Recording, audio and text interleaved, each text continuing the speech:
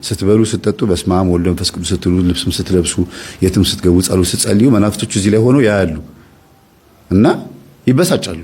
ለምሳሌ ምግብ ስትበሉ በስመ አብ ብላችሁ የምትበሉ ከሆነ ወይኔ በፊት እኮ በስመ አብ ሳይል ሲበላ አብረን ነበር የምንበላው ብለው ይቆጫሉ፣ ይናደዳሉ። ሁለተኛ ነገር ደግሞ ብዙ ጊዜ ልትበሉ ስትሉ የምታዛጉ ሰዎች አባታችሁ ነው እያላችሁ ማለት እስቲ ሞክሩት በተደጋጋሚ ይሄን ነገር ለ7 ቀን ወይም ለ14 ቀን ዝም ብላችሁ ሳትረሱ። በእርግጥ ይሄን ትምህርት የምታዳምጡ ሳትጸልዩ አትበሉ፣ ግን እንደ ልምድ ለሌሎችም ሰዎች እስቲ ልምድ አካፍሏቸው። በስመ አብ ወወልድ ወመንፈስ ቅዱስ አሐዱ አምላክ ብላችሁ አባታችን ሆይ በሰማይ የምትኖራችሁ ገበታ ፊት እየጸለያችሁ ስምህ ይቀደስ መንግስትህ ትምጣ ምናምን እንደዚህ ያስብላል አይደል? በሰላም ቅዱስ ገብርኤል መልአኩ የተማመ ሰላም ለኪ ሰላም ለኪ ብሩን ታንቲ ማለት ምናምን እንደዚህ ያስብላል። እና ምንድነው ስትሉ አብሮ ሊበላ የነበረው መንፈስ በጸሎት ተያዘ ማለት ነው። ስትጸልዩ አብሮ አይበላም ማለት ነው። ወይኔ ይላል ይነሳል ከእናንተ ላይ አብሮ ሊበላ አይችልም። ምግቡም ይስማማችኋል፣ ጨጓራ በሽታም አይሆንም።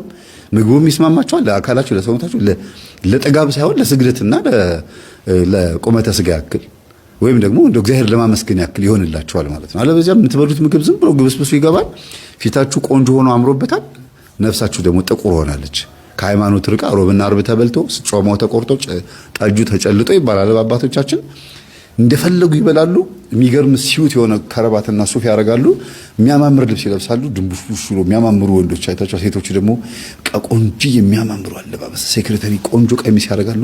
ጥፍራቸው ምናምናቸው የተቀባብቶ በቃ የሚያማምሩ ናቸው። ግን ስጋቸው ነው የሚያምረው። ነፍሳቸው ላይ ስትመጡ ወይም ነፍስ ላይ ስትመጡ የለም። ስለዚህ ባርከን በምንበላበት ሰዓት የተመጣጠነ የሆነ ሰውነት ይኖረናል። ለምን? ለስግደት እንነሳሳለን። ውፍረታችንም ከመጠን በላይ አይሆንም። አያችሁ? ስለዚህ የራሱን የቻለ ስግደት ትልቅ ጥቅም አለው። ጸሎት ትልቅ ጥቅም አለው። ባርኮ መብላት ትልቅ ጥቅም አለው።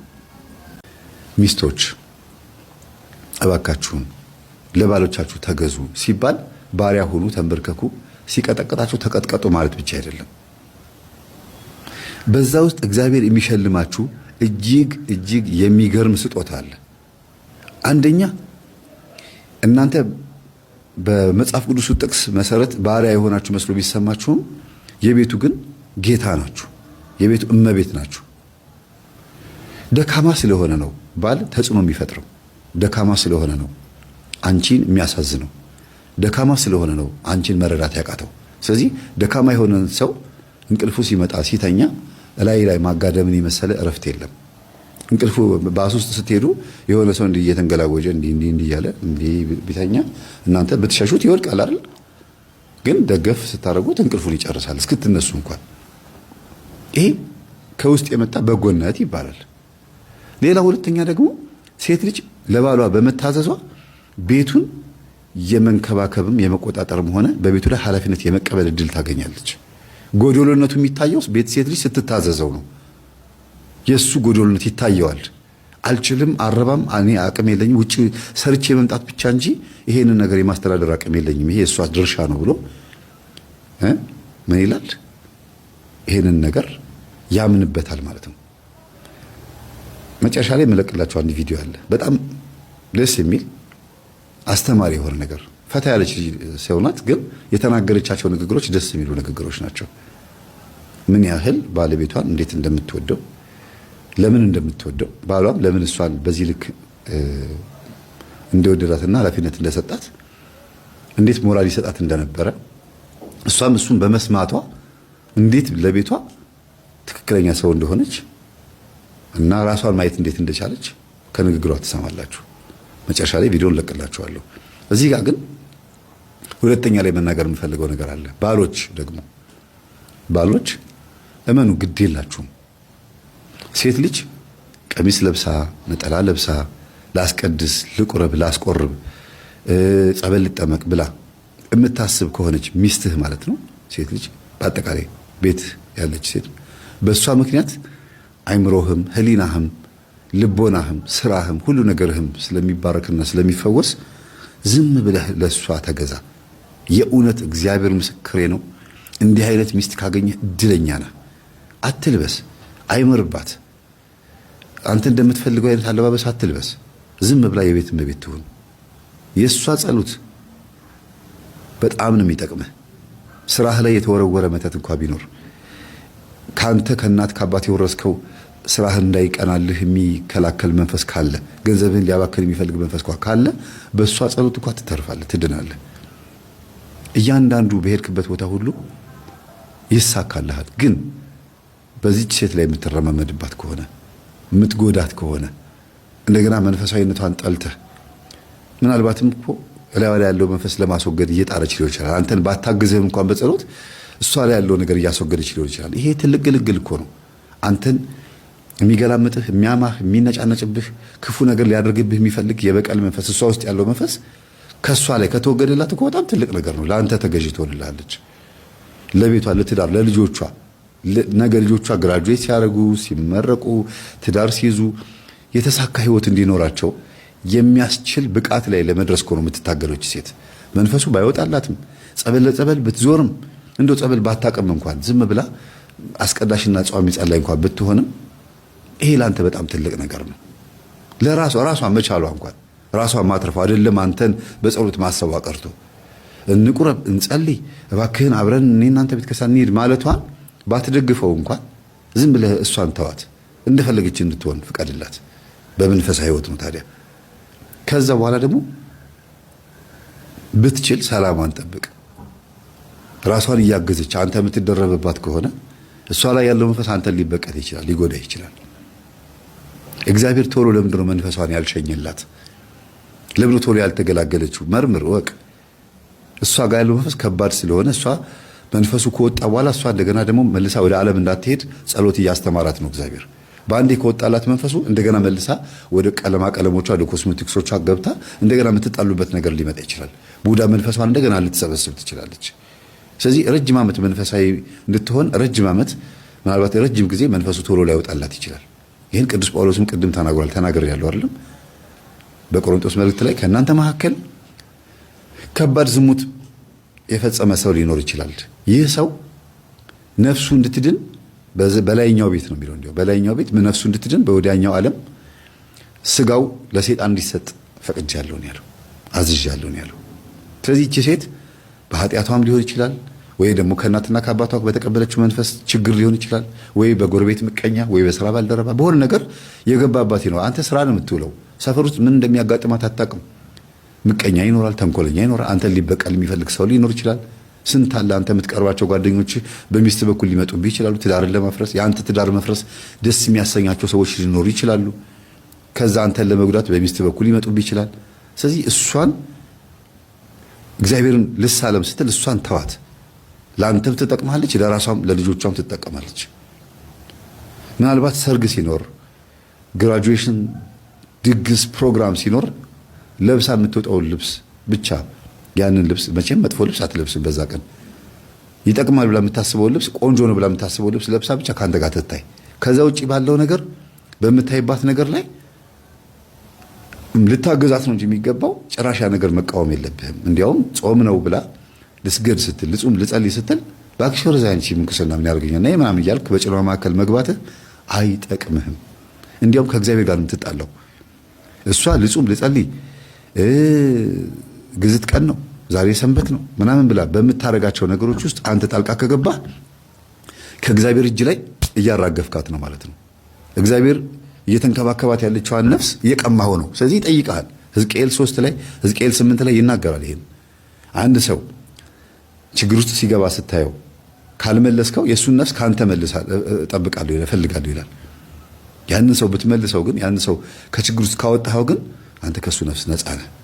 አልፈልግም አልሰማህም ቢልህ እንኳን ያ ሰው አንተ ከሱ ነፃ ነህ ይላል። ስለዚህ ሚስትህን ምታረክሳት ከሆነ በሰንበት ቀንም ይሁን በግዝት ቀን ወይም በአጽዋማት ጊዜ ውስጥ ለዝሙት ለስጋ ፍቃድህ ለዚህ ለእንግዳው ብለህ እንግዳ ነው ዝሙት ድንገት ነው የሚመጣው ለዛ ስሜትህ ብለህ ዘላለማዊ ሕይወትን ልትወርስ የምትችልበትን መንገድ ስታሰናክላት ስታደናቅፋት ስትጎትታት ከእግዚአብሔር እጅ ነው የምታስጥላት።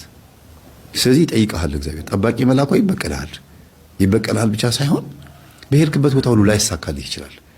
ሁልጊዜ አልተሳካልኝም በቃ እምቢ አለኝ የምትለው ነገር የዚህ ነገር ምክንያት ሊሆን ይችላል። ስለዚህ ሚስትህን መንፈሳዊ ሕይወቷን እውነት ልትወደው ይገባል። ባትሳተፍ አብረህ እንኳን መንበርከክ ቢያቅትህ እንኳን ብትችል መንበርከክ ነው ያለብህ። ካልቻልከው ግን ምድር ማድረግ ያለብህ ዝም ጸጥ። ንዑስ ርዕስ አጭር ትምህርት እንማማራለን። ብዙዎቻችን እንጸልያለን፣ የጸሎታችንን ፍሬ ያየን እና የጸሎታችንን መልስ ያገኘን ብዙዎች አለን። የዚያኑ ያክል ደግሞ ጸሎት እየጸለይን የጸሎታችንን ፍሬ ያላገኘን፣ የጸሎታችንን መልስ ያላገኘን ብዙ አለን። እግዚአብሔር ጸሎት የሚሰማው ከኛ የተነሳ ነው። እግዚአብሔር ጸሎታችንን የሚሰማው እሱ በሚሰማው መልኩ ስንጸልይ ነው። እግዚአብሔር ጸሎታችንን የሚሰማው እሱ በሚፈልገው መልኩ ስንጸልይ ነው። ብዙዎቻችን ጸሎት የምንጸልየው ጸልየንም እግዚአብሔር እንዲሰማን የምንፈልገው በራሳችን መንገድ ነው። ጸሎት እንጸልያለን እንጂ እግዚአብሔር ጸሎቴን እንዴት ይስማኝ ብለን አንጨነቅም። ጸሎት እንጸልያለን እንጂ ጸሎታችን ውስጥ ያሉትን እንክርዳዶች ነቅለን ንጹህ ጸሎት አንጸልይም። እግዚአብሔር ጸሎታችንን የማይሰማው ከኛ የተነሳ ነው። ለእግዚአብሔር ባህሪ የማይስማማ ጸሎት የምንጸልይ ሰዎች አለን። እግዚአብሔር በባህሪው ንጹህ ስለሆነ በንስሐ የነጻ የጠራ ጸሎት ይፈልጋል። እግዚአብሔር ቸር መሐሪ ይቅር ባይ ስለሆነ ከቂም ከበቀል የጸዳ በንስሐ የተሰናዳ ጸሎት ይፈልጋል። ጸሎት ከልብና ከህሊና በአንደበት በኩል የሚወጣ ነው። ስለዚህ ለጸሎታችን ተቀባይነት አንደበታችን ወሳኝ ነው። ከአንደበታችን የሚወጣው ጸሎት በአንደበታችን ምክንያት ቅድመ እግዚአብሔር ሊደርስና ላይደርስ ይችላል። የአንደበት እውነተኛነት፣ የአንደበት ንጽህና፣ የአንደበት ከስድብ ከሐሜት ከውሸት መጽዳት ለጸሎታችን መሰማት አንዱና ትልቁ ምክንያት ነው። አንደበታችን ጸሎታችን እንዲሰማ ብቻ ሳይሆን እንደሚያስኮንነንና እንደሚያስፈርድብን መጽሐፍ ቅዱስ ይናገራል። ራሱ ጌታችን በማቴዎስ ወንጌል በምዕራፍ 12 ቁጥር 37 ላይ ከቃልህ የተነሳ ትጸድቃለህ፣ ከቃል የተነሳ ትኮነናለህ ብሏል። ስለዚህ እኛ ሰዎች ቃላችን፣ ንግግራችን፣ አንደበታችን በጌታችን ፊት ሊያስኮንነንና ሊያስፈርድብን ይችላል። ሌላው አንደበታችን ጸሎታችን እንዳይሰማ ብቻ ሳይሆን እንደሚገድልም ይናገራል። ቅዱስ ያዕቆብ በያዕቆብ መልእክት በምዕራፍ 3 ቁጥር 8 ላይ አንደበትን ሊገራ ማንም ሰው አይችልም፣ የሚገድል መርዝ የሞላበት ወላዋይ ክፋት ነው በማለት አንደበት ገዳይ እንደሆነ ወላዋይ እንደሆነ ቅዱስ ያዕቆብ ነግሮናል። ይሄ ምንም ጥያቄ የለውም። ሰዎች በአንደበታቸው ሰዎችን ለሞት ዳርገዋል። ከነሱ የአንደበት ውሸት የተነሳ ሰዎች ሞተዋል። ከነሱ የአንደበት ውሸት የተነሳ ሕይወታቸው ተበላሽቷል፣ ትዳራቸው ፈርሷል። ሰዎች ሰዎችን በአንደበታቸው ጎርተዋል፣ አስለቅሰዋል፣ ቅስም ሰብረዋል፣ ገድለዋል። እዚህ ላይ ልብ ልትሉትና ልታስተውሉት የሚገባው በዕለት ተዕለት ጸሎታችን ውስጥ አንደበታችን፣ ንግግራችን ለጸሎታችን ተቀባይነት ወሳኝ መሆኑን ነው። በጣም የሚገርመው ጠዋት ማታ ጸሎት እየጸለዩ የሚዋሹ አሉ። ጸሎት እየጸለዩ በጸለዩበት አንደበት የሚሳደቡ አሉ። በጸለዩበት አንደበት ሰውን የሚያሙ አሉ። ይጸልያሉ፣ ያማሉ፣ ይጸልያሉ፣ ይዋሻሉ፣ ይጸልያሉ፣ ይሳደባሉ። ጸሎትና ውሸት፣ ጸሎትና ሐሜት፣ ጸሎትና ስድብ የተቀላቀለባቸው የተደባለቀባቸው ብዙ ሰዎች አሉ። በጣም የሚያስደነግጠው ደግሞ እነዚህ ሰዎች በዋሹበት፣ ሰዎችን በሚሰድቡበት፣ ሰዎችን በሚያሙበት፣ ሰዎች ላይ ክፉ በሚናገሩበት አንደበታቸው ይጸልያሉ፣ ቅዱስ ቁርባን ይቀበላሉ። ለነገሩ በቅዱስ ቁርባን ሕይወት ቅዱስ ቁርባን መቀበል ብቻ ሳይሆን የተቀበልነውን ቅዱስ ቁርባናችንን የቁርባኑ ባለቤት ጌታችን ሲቀበለን ለስሬትና ለዘላለማዊት ሲያደርግልን ነው ቅዱስ ቁርባን ተቀበልን የምንለው። እንደነገርኳችሁ እየጸለይን እግዚአብሔር ጸሎታችንን ሳይሰማ ቀርቶ ሳይሆን ለባህሪው የማይስማማ ጸሎት እየጸለይን ነው ጸሎታችን እንዳይሰማ የምናደርገው። ብዙዎቻችን የእባብ ጸሎት ነው የምንጸልየው። የእባብ ጸሎት ማለት እንደምታውቁት እባብ ጠላት ያለውን ሰውና እንስሳትን የሚጎዳበትንና የሚገድልበትን መርዙን በአፉ ነው የሚይዘው። ጠላት ያለውን ሰው ወይም እንስሳትን ሲያገኝ በመርዙ ይነድፋል፣ ይገድላል። እኛም ወዳጆቻችንን ሰዎችን የምንጎዳበት የሐሜት መርዝ ባንደበታችን ይዘን፣ የውሸት መርዝ ባንደበታችን ይዘን፣ የክፋትና የምቀኝነት መርዝ ባንደበታችን ይዘን፣ የስድብና የጥላቻ መርዝ ባንደበታችን ይዘን እንጸልያለን። እነዚህን መርዞች ባንደበታችን ይዘን እንጸልያለን። እግዚአብሔር እንዴት ጸሎታችንን ይስማን።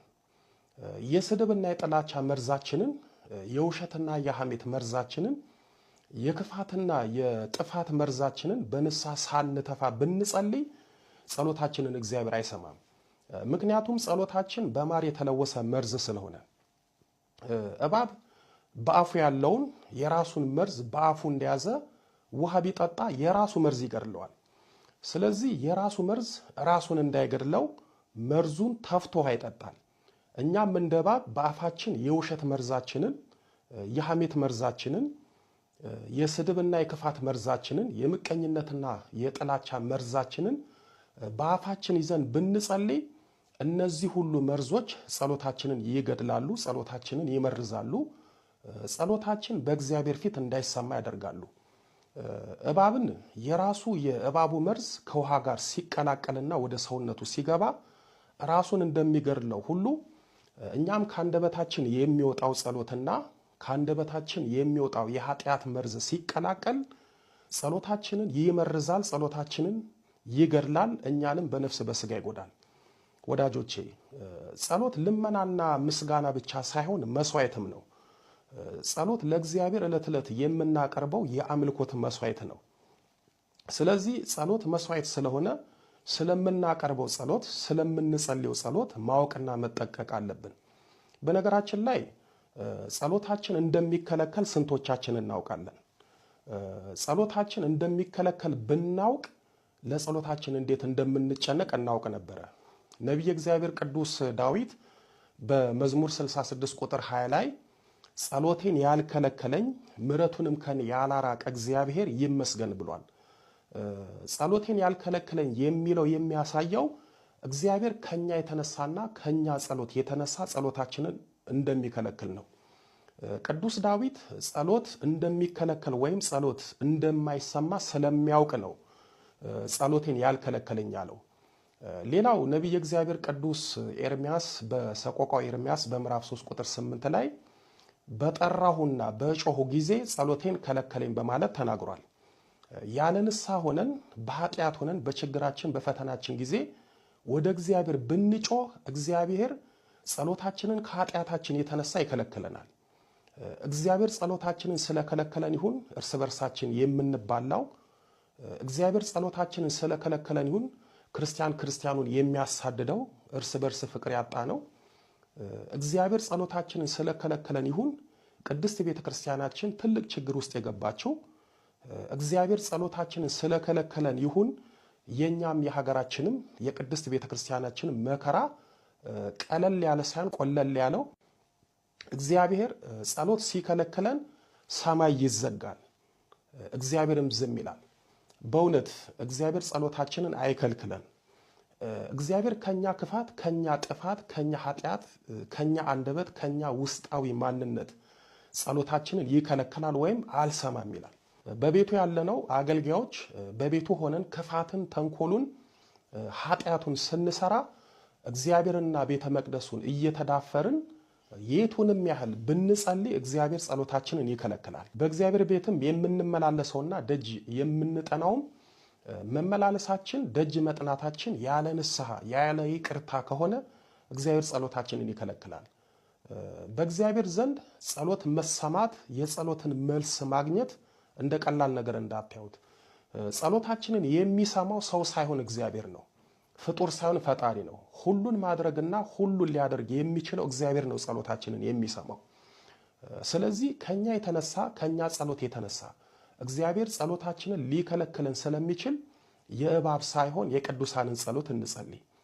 ውሸት የሌለበት፣ ሐሜት ያልተጨመረበት፣ ክፋት ያልታከለበት፣ ስድብ ያልተደባለቀበት መርዝ ያልሆነ ጸሎት እንጸልይ። የአንደበታችንን መርዝ ተፍተን በንስሐ ሆነን እንጸልይ። ያኔ እንደ ነቢዩ ኤርምያስ ጸሎቴን ከለከለ ከማለት ይልቅ እንደ ቅዱስ ዳዊት ጸሎቴን ያልከለከለኝ ምሕረቱን ከኔ ያላራቀ ብለን በጸሎታችን እግዚአብሔርን እናመሰግነዋለን። ጥበበኛው ሰለሞን በመጽሐፈ ምሳሌ በምዕራፍ 15 ቁጥር 8 ላይ የቅኖች ጸሎት ግን በእርሱ ዘንድ የተወደደ ነው ብሏል። ጥበበኛው ሰለሞን የቅኖች ጸሎት ሲል የየዋሆች፣ የደጎች፣ የመልካሞች፣ የቸሮች፣ የይቅር ባዮች ሰዎች ጸሎት ማለቱ ነው። የነዚህ ሰዎች ጸሎት በእግዚአብሔር ዘንድ የተወደደ ነው ማለት በእግዚአብሔር ዘንድ ተቀባይነት ያለው ተሰሚነት ያለው ጸሎት ማለት ነው። ስለዚህ ጸሎታችን በእግዚአብሔር ዘንድ የተወደደ ተቀባይነት ተሰሚነት እንዲኖረው ቅኖች፣ መልካሞች፣ የዋሆች፣ ቸሮች፣ ይቅር ባዮች ነው። ጸሎታችን እንደ እባብ በመርዝ የተለወሰ ሳይሆን የተቀደሰ እንዲሆን እግዚአብሔር በቸርነቱ በምሕረቱ ይርዳን። ወስብሐት ለእግዚአብሔር ወለወላዲቱ ድንግል ወለመስቀሉ ክቡር አሜን። ወላዲተ አምላክ እመብርሃን ኪዳነ ምሕረት ያደረገችላት ታምር አለ። ከራሷ አንደበት እንስማ። ምን ነበር የገጠመሽ? ምን ነበር ያደረገችልሽ? እናቴ ኪዳነ ምሕረት ያደረገችልኝ የዛሬ ወር አካባቢ 2 ወር አካባቢ ሆኖኛል እዚህ መምጣት ከጀመርኩ። ቅባ ቅዱስ ሲነካው አይኔ በጣም ነበር ብሽቅጥ ብሎ የሚታመመው። አሁን ግን እዚህ ኪዳነ ምሕረት ማድረግ ሲጀምር ግን በጣም ለውጥ አይቼበታለሁኝ። 4 ጊዜ አድርጌ ከዛ ህማማት ገባ ተቋረጠ ማለት ነው። አይንሽን ያምሽ ነበር? አይኔ ከ2008 ጀምሮ በጣም ያመኝ ነበረ እና ከአይንሽ ጀርባ ሁለቱም አይንሽ ላይ ጠባሳ አለ፣ ከሳምባሽ የተነሳ ነው ሳምባሽ ላይም ጠባሳ አለ ተብዬ ነበርና አሁን 4-5 ጊዜ አስደርጌ ቅባ ቅዱስ ሄጂ ስመረመር አይንሽ ላይ ምንም አይነት ጠባሳ አይታየንም የለም ተብያለሁኝ። እና ደግሞ የዛሬ ወር አካባቢ ዝች ብቻዬን ጭር ባለ ሰዓት ቁጭ ብዬ ኪዳነ ምሕረት እናቴ ቤቴ በእግር ተይዟል፣ ተዘግቶብኛል፣ የእግዱን ወረቀት ፍርድ ቤት ባንቺ ስም ስውሯ ማርያም ድረስ ሄጄ ለምኜ ተማጽኜ ፍርድ ቤት እንድታሸንፍ አደረገችልኝ እመቤቴ ማርያም። ከዛ ግን ያንን ወረቀት አልሰጣሉኝ ቤቴን እግዱን ለማስነሳት እባክሽ ልባቸውን አራሪልኝ ብዬ እዚች ሆኜ ለመንኳት። እዚች ሆኜ ልደውልላቸው ብዬ ስደውል ልጁ ነይና ውሰጂ ያንቺ እኮ ነው ወረቀቱ ብሎ በነፃ ሰጥቶኛል። 100 ሺህ ብር ነበር የተጠየቅኩበት። ኪዳነ ምሕረትን አመስግኑልኝ። ለኔ ያደረገችው ለእናንተም ታደርግላችሁ። እግዚአብሔር ይመስገን። እንግዲህ ራሷ አሸንፋ የእግዱን ደብዳቤ ለማስነሳት ለመውሰድ 100 ሺህ አሏት። 100 ብር ሳትከፍል እመብርሃን በነፃ ሰጠቻት አይደል? አይኑም ሁለቱም ጠባሳ ነው፣ ከውስጥ ነው የተጠበሰው። ነገ ተነጎዳ አይንሽ ችግር ውስጥ ነው የሚገባው አላት። ቅባ ቅዱስ ተቀባይ ተፈወሰች። በእውነት ከዚህ የበለጠ ታምር አለ? ለሷ የደረሰች ኪዳነ ምሕረት ለሁላችሁም ትድረስላችሁ። ኪዳነ ምሕረትን አመስግኑላት።